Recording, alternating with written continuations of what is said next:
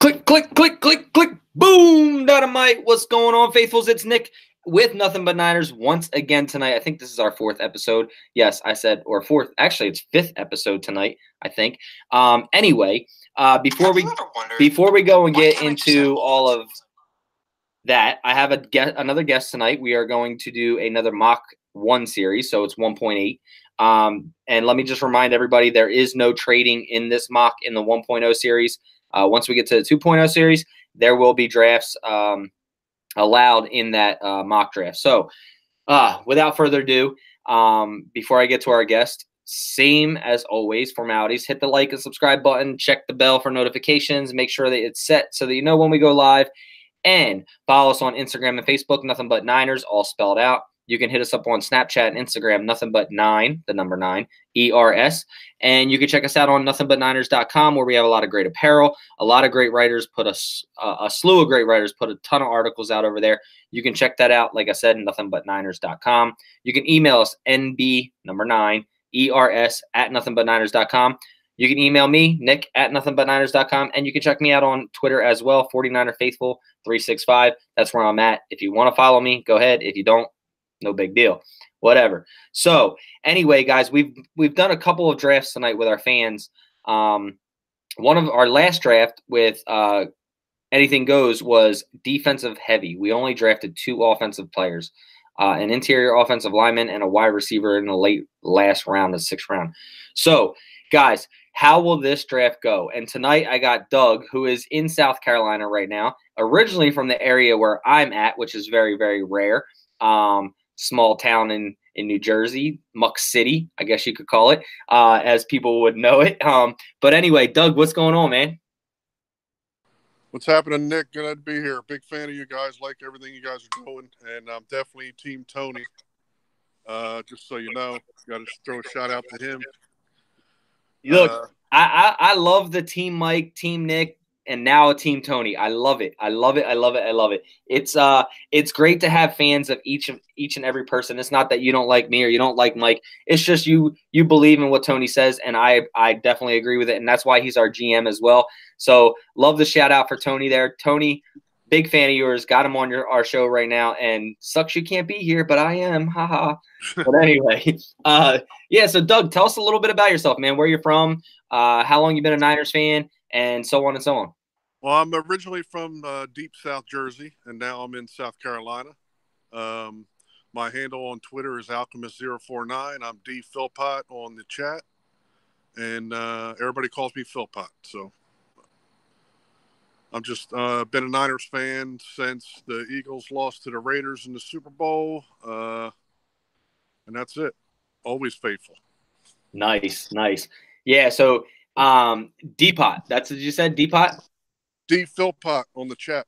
Right, but what do people call you? I couldn't hear you there. Philpott. Philpott, just Philpott. Yeah. All right. Yeah. So we are going to call you. I am going to call you Philpott. So right. Philpott, you are a fan of the show, so you know how this works. Yeah. Basically, what I'll do is I'll screen share. We'll go through a 7-round mock draft. We'll do it on normal speed. You'll get your 6 picks as the Niners. You will pick as the Niners. There is no trades, and then we'll have the chat grade it, and then anybody, if you are watching this a replay or anything like that, you can go ahead and drop a grade in there for Philpott. Let him know what you grade his mock. And like I said, guys, this isn't about bashing who people take. It's about opening other fans' eyes to other people that somebody may not know. So this is why we do this scenario. Really enjoy it, the interaction with the fans. And without further ado, we will go ahead and start that. So I'm going to go ahead and get ready to screen share real quick. And once I do that, let me make this big real quick so I can see everybody. And let's see here. Screen share. We are going to do the entire screen share, infinity and beyond. And here we go. So, all right, guys. So, Philpott, you want to go with the 49ers, right? Yep. All right, there we go. So we are going to draft for the 49ers. Absolutely. All right. Sticking. No worries, no worries. All right, so we are going to do a 7-round mock draft, like I said, at normal speed. We are going to do the picking, not the computer, so we are going to start the draft. Oh, look at that for the first time tonight in the 5 times that we've done this. Nick Boza is coming off first. No Kyler Murray, folks. No Kyler Murray. It is Nick Boza with the #1 overall pick, which puts us in a little bundle. I'm not sure if Philpott is a Boza fan or not, but Boza is off of the mock draft. He is no longer eligible to be picked and has been picked by the Arizona Cardinals. So, Philpott, what are you thinking here now? Well, if I didn't have bad luck, I wouldn't have any luck at all, and that's fine. But I wanted to just quickly go through what my philosophy is going to be for this draft, if that's all right. Yeah, no worries. No worries. Go ahead. So we know the draft is pretty defense heavy, and especially in the top of the draft. But that's not to say there aren't a lot of great offensive players in it. I feel like the Niners have definitely addressed the defense and free agency pretty heavily, and I like everything they did there. I feel like our draft last year was defensive heavy as well, and I feel like with a lot of the top guys being defense, a lot of good offensive players are going to drop to us. So I think it would probably make sense to pick more offensive players to help out the offense. But we do have some needs that have to be filled on defense at the same time, and the time to do that is with the first pick. And I'm not going to be one of those guys that takes Josh Allen because he plays the same position that D Ford does. We need a bigger end, a crash end, somebody that can hold up against the run, because if we get in a situation anything less than 3rd and 7 to have both those D ends in Allen and Ford on the field at the same time is a liability against the run. So I'm not going to take Josh Allen here. I'm going to take Quentin Williams, who's a generational talent at the inside defensive tackle position. Look at that, guys. First time we are drafting Quentin Williams tonight, and I am not opposed to this, and that is your final answer, correct? Yep. All right, guys. Quentin Williams is off the board. Philpott stirring the pot up a little bit over there, bringing in Quentin Williams.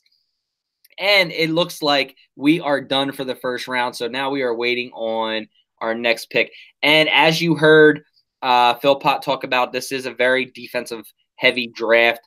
And I am interested to see how this goes with Quentin Williams coming off the board at #2 first with the #2 overall pick. And we pick again at pick number 36, which looks like it's coming up right now. And we are on the clock for our second round pick. And what are you going to do here? Well, I did a mock before I came on with you, and believe it or not, Williams, the offensive lineman, dropped to the second round. He's not there, is he? Let's see. I'm looking to see if he dropped or if TJ dropped. All right, so let's see. You want to go interior offensive line? Yeah, I just want to see if he's there. I'm not going to make a pick unless he's there. So right now you have Eric McCoy from Texas A&M, Chris Lindstrom from Boston College, Elkin Jenkins, Drew Samai. I got what about TJ Hawkinson? Did he drop or no? Let's see. Tight end. No, he did not. Noah Fant is still on the board, and Herb Smith Jr. are the top 2 tight ends left on the board. Ooh, well, that's interesting. Give me Noah Fant. Noah Fant. Look at this. Final answer? Absolutely. Love it. And look, TJ Hawkinson just went at pick number 35 to the Oakland Raiders. Oh, that sucks. So one pick before. Because he's got the skill set needed to play every down. So yeah, but look at that. The Niners ended up with Noah Fant at the #2 overall pick. I think it's harder to find good talent at tight end than it is wide receiver, and we need wide receiver as much as we need another tight end. Just can't pass up on him in the second round. I mean, that's just crazy. Yeah, I totally agree with you. Noah Fant or TJ Hawkinson, you really can't go wrong with either one of those. It definitely gives us another dual threat as a 2 tight end set. With Noah Fant, he's very fat. He's fast as well. Good in open space. Got good hands. And so with all that being said, so far we have Quentin Williams, interior defensive line, and we took Noah Fant with the #2, our second round pick, number 67 overall, or 36 overall, and we are now on 67 overall in the third round. What are your options here? What do we have at wide receiver? Is Debo around? Let's see if Debo Samuel is there. He is not, but we have Emmanuel Hall, Andy Isabella, Terry McLaurin, Ah, shit. All JJ right, I was hoping Arcega, maybe Campbell would be too. Let me get Isabella. Final answer. Andy Isabella. Final answer. Look at that, guys. We have now stacked up on interior defensive line, tight end, and wide receiver. So only one defensive player taken off the board so far, guys. Right now, this is a offensive heavy draft that we are doing right now. Where will Phil Pott go next with his next pick in round 4? So Andy Isabella is, in my eyes, a spitting image of what Kyle Shanahan wants in his wide receivers. I I'm think, not sure what his cone drill was. I know Kyle's pretty heavy on the cone drill as far as his evaluations on that position, but with that kind of speed and him being a short guy, I mean, it's hard to get a handle on them at the line. And with Wes Welker as our new wide receivers coach, I think he could end up being a generational talent at slot. And with that speed, I mean, with a guy like Kyle scheming the offense, it's just going to be a joke, you know? yeah, and he's 5'10", 195 pounds. He's a quick accelerator. He tempers his route effectively to produce a desired space. He creates separation in shallow areas. He's got sticky hands to pluck the football when it is put up above the numbers. He does not have a great deal of strength in hands contested as in contested catches, but he definitely has soft hands that effortlessly tucks the ball away. Let's see, run after catch ability, short area quickness. He knows how to get separation, and Yeah, he that's definitely important. does. And in Kyle Shanahan's system, that's pretty much what it all is. His worst trait is contested catchability, which we talked about, but that's probably due to his size. And his best trait is his COD skills. So the only red flag he has is size and durability. But like we said, he's 5'10", 195 pounds. That's kind of what a Trent Taylor or players like that we have right now. I'm not hating the pick. It's another slot guy, but it's more potential for this offensive scheming. So with that said, guys, we've taken Quinnen Williams, Noah Fant, and Andy Isabella so far, and we are in round 4 for pick 104. Excuse me. Philpott, what are you thinking here? I'm looking at edge now because it's a need, but we're looking for a crash end, somebody with a little bigger size. I'm looking at Zach Allen. If he's there, I might be considering him. And it doesn't look like Zach Allen is there. Okay, so Nelson's still there. How far from the top is he? Anthony Nelson is the best edge from Iowa right now on the board. Ah, man, I was hoping I could. Oh, okay, we don't have a 5th. This is the 4th. Yeah, definitely Anthony Nelson. Absolutely. Anthony Nelson, look at that, taking another edge, doubling up with the not doubling up, but doubling up with D Ford with the addition of D Ford. Not doubling up in this draft, so don't get me wrong, guys. But Quinnen Williams as an interior defensive line, Noah Fant, Andy Isabella, and Anthony Nelson as the edge. I like. I am a big fan of Sutton Smith as well as Anthony Nelson. I am too, but more of a Sam linebacker and not a every down edge like Nelson would be. Yeah, no, definitely. Nelson's a big boy. Yeah, he definitely is. And his size, guys, just in case you guys don't know, he's 6'7", 271 pounds. He's not that explosive off the ball, but he has limited of the outside edge track, but he's very strong. He can convert speed to power at a solid rate. Fluid thinker on his feet, takes advantage of offsets after alter his plan to inside moves if the path is available. There will be some questions in space, but I'm not really worried about his run defense in space because of the fact that we have good linebackers with good speed being able to fill gaps. He's labored moving in space, but his primary concern as a run defending edge is his lack of range, which, like I said, I'm not really worried about. That's coaching as well. Tackling and finishing. People are going to try to knock him over his production, but keep in mind that he was the best player in the front 7 at Iowa. And so he's seeing double teams all the time. He's not going to see that with Quentin Williams and Buckner on the inside. So I think he could be a double-digit sack guy. Yeah, and like you said, it's everybody looks at numbers nowadays. They don't watch all the tape and watch the goods and the bads. They just basically watch highlights. If you go and watch this guy, he was double teamed a lot. And that takes away from a lot. It's the same as DeForest Buckner. DeForest Buckner would be a lot better if he got a lot more one-on-ones. Not that DeForest Buckner's bad, but you know what I mean. So with that being said, we have interior defensive line, tight end, wide receiver, and edge. Other needs that we need is cornerback, safety, interior offensive line, offensive tackle, and linebacker. And we are at our first pick in round 6 at pick number 176 overall. What are you thinking here? I'm going to see if the other corner from Kentucky is still there. Bailey. Yep. Bailey or Beatty? Beatty, whatever he is. 6'2" corner from Kentucky. Yep, Derek Beatty. Yep, okay. He's there. Is Jalen Jelks still there from Oregon at edge? All right, let's go to edge and check. Jalen Jelks is still there from Oregon. All right, I'm going to have to take Jelks. He's going to be in rotation at edge. He's also has the length and wingspan to play his zone out of the SAM. So he's a linebacker prospect as well. I think with getting Nelson, I think it's good to add another guy in to rotate. We're seeing all the top defenses having a pretty good rotation like Philadelphia. So I think that makes sense here, and that's good value. All righty, and that's final answer? Yeah.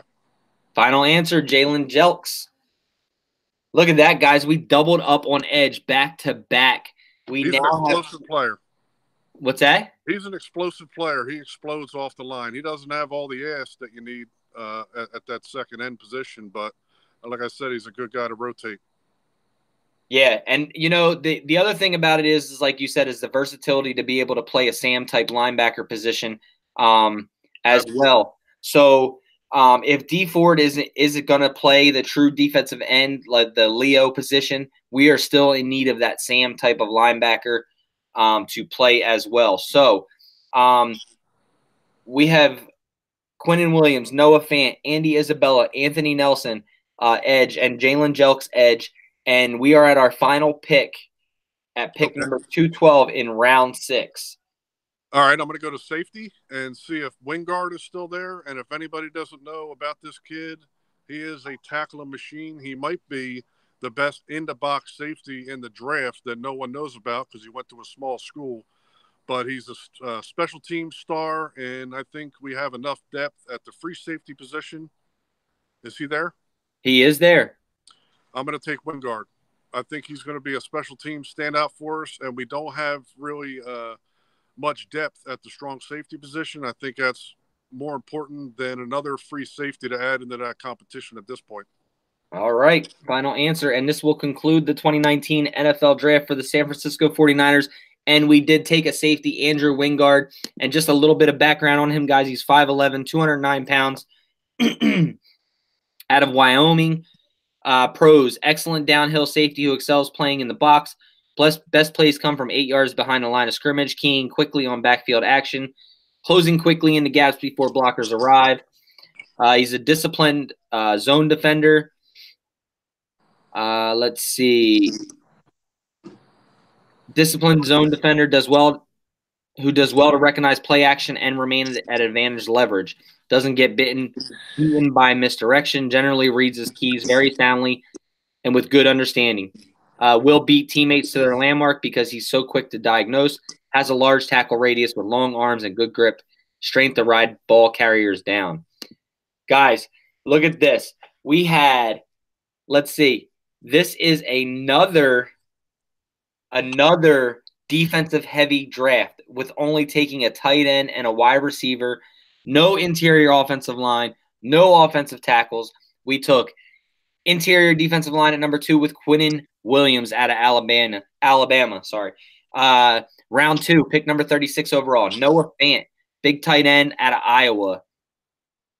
Round 3, pick number 67, Andy Isabella, wide receiver from UMass. Let's see. Iowa, Anthony Nelson, edge with pick number 104 overall in the 4th round. Pick number 176 in the 6th round, our first of 2 picks in the 6th round. Jalen Jelks, edge out of Oregon. Andrew Wingard, safety out of Wyoming with our round 6, second pick in the round 6, pick number 212 overall, Andrew Wingard. Phil Pott, it has completed his draft, guys. I want to see what these grades are. A through F. Give me what you think. Alan Woodgoski says a B. Graffin Kick says A minus. Good draft. Poppy Pop. I'm happy with it. What's that? I'm happy with it. Yeah. Anthony goes B minus. Alan says B, not B plus, because of box safety over free safety, but that's okay. It's still a B. Casey Fernstrom, who drafted tonight, gave a B plus. Fan Isabella are too legit to quit. Love it. Theo Romo says we got Harris, Ward, and Colbert all competing for that free safety spot. For all we know, they could be looking at Verrett for that spot. There's plenty of competition there, and I'm not one of these guys that are going to just give up on Colbert either. I think he's going to be good in that position. I think he's going to prevail. So I don't think we need one in the draft, in my opinion. Yeah, a lot of people are giving up on Adrian Colbert, and I think what happened with Adrian Colbert was he was hampered with an injury.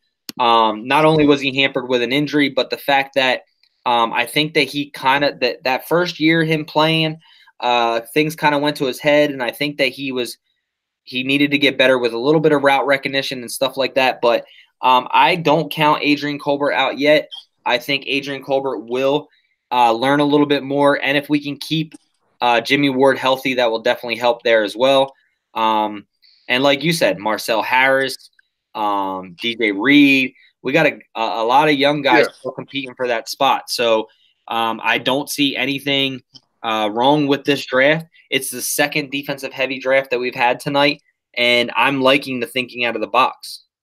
Well, I wanted to get an interior offensive lineman, but we can get one off the waiver wire, an undrafted free agent.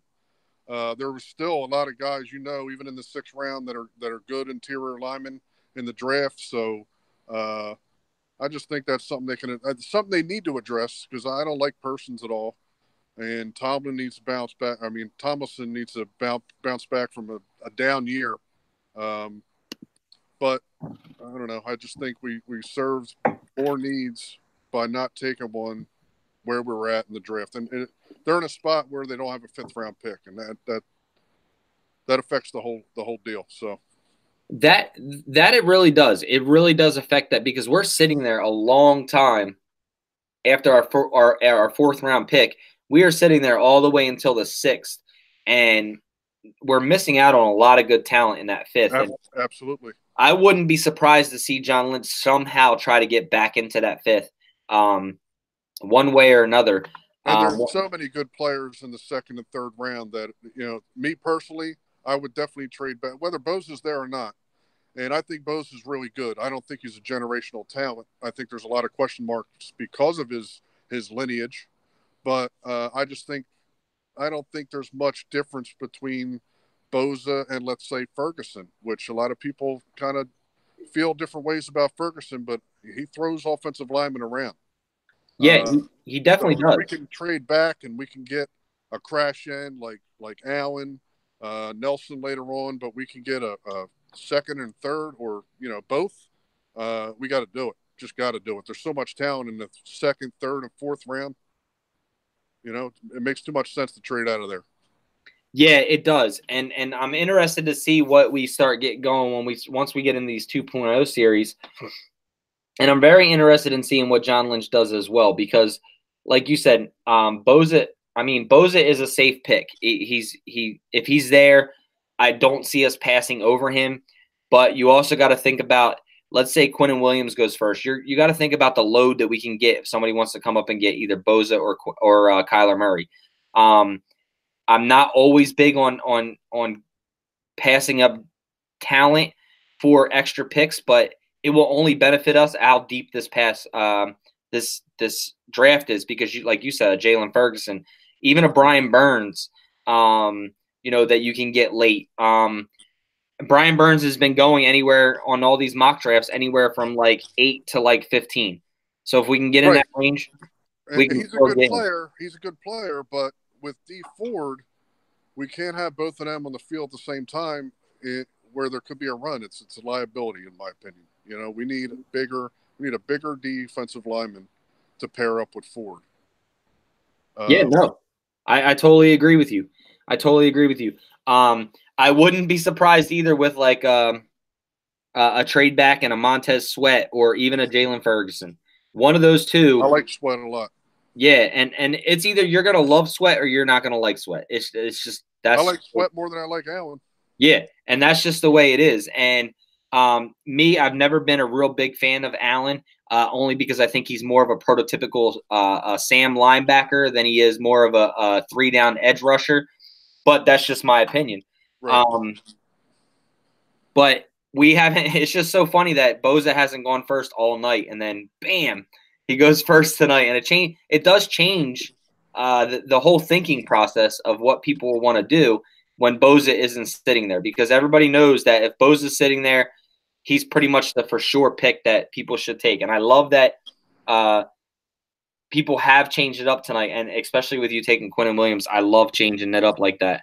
Oh, I would definitely, with the draft that I just put down, I would look to trade either Solomon Thomas or Armstead for a third-round pick, fourth-round pick, and get an interior offensive lineman.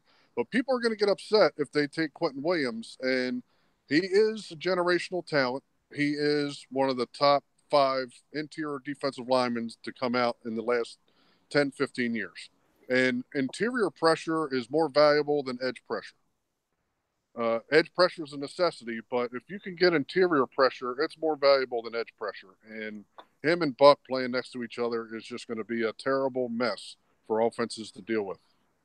I 100% agree. And Mike has been saying this strictly pretty much since the end of the season. Not only do we need edge presence or rush, but interior rush is more important than people think. And if you go back and look at Quinnen Williams' tape, this kid is a disruptor. He is somebody who is going to produce. And like Casey was saying earlier on the show, was you get that interior pass rush, and now you're forcing guys out. And, Anything Goes said the same thing. Get that interior. You get Quinnen Williams rushing up the middle, and you're flushing these guys out to the outsides. You got Quan Alexander who can fill up. You got D Ford on the other side that can fill up. Fred Warner that can fill gaps. So these are all guys that, as mad as people would probably be if the Niners took Quinnen Williams, don't count it out yet, because it literally is a high possibility that the Niners take that interior pass rush because they missed on Armstead. Armstead's on his last year of his contract at $9.5 million a year. Well, they didn't miss on him. This regime didn't miss on him. No. I know that. Was somebody else's issue. Yeah. Yeah, they're not tied to him at all, Yeah, no, they're definitely not. But they're tied to him right now because they have nothing better. So, right. If you can they missed on the Solomon Thomas pick. And, so I know Bulky and them missed on the Eric Armstead pick, but either way, he's still here and he's still a liability. He's not what people have expected him to be. Now, did he have a better year last year, Eric Armstead? Yes, he started to come along. He's a serviceable player. He's just not given the value that pick was. That's all. Right, and he is definitely a serviceable player. He will do his job, but he's not a generational talent like Quinnen Williams is. Williams. Just imagine this. I know he's not on the team anymore, but if Cassius Marsh would be doing that jumping wheel kick or whatever he does more than 10 times with Quinnen Williams and Buckner playing next to each other, he would get double-digit sacks. Oh, easy. Easy. So Quinnen Williams is just as good a pick as Boza, in my opinion. Yeah. So I have to say this to you real quick, because there are a lot of people commenting in the room saying, fear the beard. The beard is on point. Fear the beard. Fear the beard. A championship quality beard. That's a championship quality beard. You guys heard it from Philpott. It is championship quality. So once we win the Super Bowl, I am going to get Philpott on. He has to bedazzle that thing up just a little bit and just make it look like a Super Bowl championship winning beard. All right. Because I cannot grow mine out like that. I can keep it close to my face like this, but I cannot it drives me insane. Like I want to so bad, but definitely fear the beard. I just had to I was give you born that with shout it. out. What's I was that? born with it. I was born with it. The doctor, I came out, the doctor was like, "Oh, Jesus." You know? Yeah, like what we got, two top of the heads here. Yeah. That's funny. All Yeah, right, well, I Casey. appreciate everything you guys do, and had fun, and I hope everybody liked the draft. I feel like I killed it, honestly. Yeah, no, it was a really good draft. It was a really good draft, guys. I And got lucky with Fant dropping, but you know, got to yeah, take advantage. hey, look, I'll take Noah Fant or TJ Hawkinson if they're sitting there. Either one of them are special talent. I'd rather have Hawkinson, obviously, but Noah Fant is not no slouch either. So definitely upgraded the tight end. It definitely upgraded. He's better than Selleck, obviously. So everywhere that you upgraded, you had a reason. You gave your reason, and you upgraded the team at position. So to me, it was a great, great draft. And I'm interested to see what people say about it once we get these comments going and stuff like that. Now, Philpott, if you want to come back for the 2.0 series next week, just let me know where we can do some trades, and we'll get you back on. Have you guys worked out how the trades are going to work? Who's representing these other teams? Because I like to rob the shit out of somebody. Look, I don't know how we're going to do it yet. I think me and Mike will probably sit down and talk about it this weekend before Monday, and we'll figure it out. We'll have a game plan as always. But yeah, as long as it's not me, you're robbing, because I'm not letting anybody rob me. So, all right. But yeah, definitely. So, Philpott, I really appreciate you joining, man. And hopefully, what's the temperature like there over in South Carolina? It's like 75 out here right now. Nice. Yeah, we got our first above 70 day today in Jersey. Yeah. 72. Yeah. So yeah, nice. I'm loving it. I was loving it. But yeah. So do you have anything else to say to the faithful? Absolutely not. Everything's good. All right. Excited for the draft. It's going to be a very, very interesting year of football. All right. So you're excited for the draft. Give me a scale of 1 to 10 on how excited do you think you will be being a Niners fan after the draft? I'm pretty excited now. I think everything they did in free agency was magical to me. I do have some concerns about Ford. I don't know if you saw his little on-field interview, introducing D Ford. I felt like he was kind of an asshole. And I wouldn't be surprised. Everybody look out for, I don't know if we're going to get Hard Knocks, but if we do, one of the things will be featured will be Mike McGlinchey or Joe Staley beating the shit out of him at least one time in camp. Look, I hope we don't get Hard Knocks or anything like that, man. I want to keep it all undercover. Yeah, I mean, I'm loving that we have no leaks in the building right now like it used to be, and I'm just super excited and ecstatic about not bringing that shit out to the Niners. But some people are like, I want to see it because they want to see the Niners. They want to see more of the Niners. But to me, as a diehard fan like I am, I sure as hell don't want my team on that shit. Yeah. So I think we're going to be challenging for the division this year, and I think we're definitely going to make the playoffs. I don't expect much once we get in there. We got a young team, but we're on our way, and that's for sure. And the league is going to be surprised with what they're going to get year in and year out with who we have running this team now. Yeah, I definitely agree. Getting healthy players back, the addition of Tevin Coleman, addition of Quan Alexander, D Ford, what we do in the draft. We still have $37 million in cap space right now, so take about 10 of that away. So we'll have about $27 million heading into next year, which the cap raise. We should go into next season as well, looking pretty decent with money. I'm super excited, man. I'm super excited. Yeah, I think this is going to be the year that we finally see a healthy team changing over the staff and strength and conditioning coaches, bringing more analytics into the football, into the actual strength and conditioning stuff. And I'm super excited, super excited. The additions of even Miles Austin and Wes Welker. Wes Welker is going to be a huge addition for these receivers. Hopefully see better years from Kendrick Bourne, Richie James, Dante Pettis. Taylor. Taylor. I was going to say John Taylor. Good Lord. I wish. Yeah. But yeah, I'm super excited, man, about all of this. Seeing Contavious Street come out this year and play. Seeing more playtime for Ronald Blair, hopefully. It's just going to be an exciting year. And if we can stay healthy, we will definitely cause some ruckus. Absolutely. All right, man. I appreciate you joining us tonight. Thanks for coming on. Thanks for being a fan, a supporter. We appreciate you guys. We love all of you guys. And I think we have one more show tonight, and then I am calling it quits for the night because it has been enough. But I'm going to try to bring you one more tonight on video and see where we go from there. Doug, anything else good to say? Team Tony, bro. Team Tony. Team Tony. I'm with you. Team Tony! Team Tony, GM. Look. All right. Have a good night, bud. All right, buddy. I'll talk to you. Thanks for joining me. Yeah. All righty.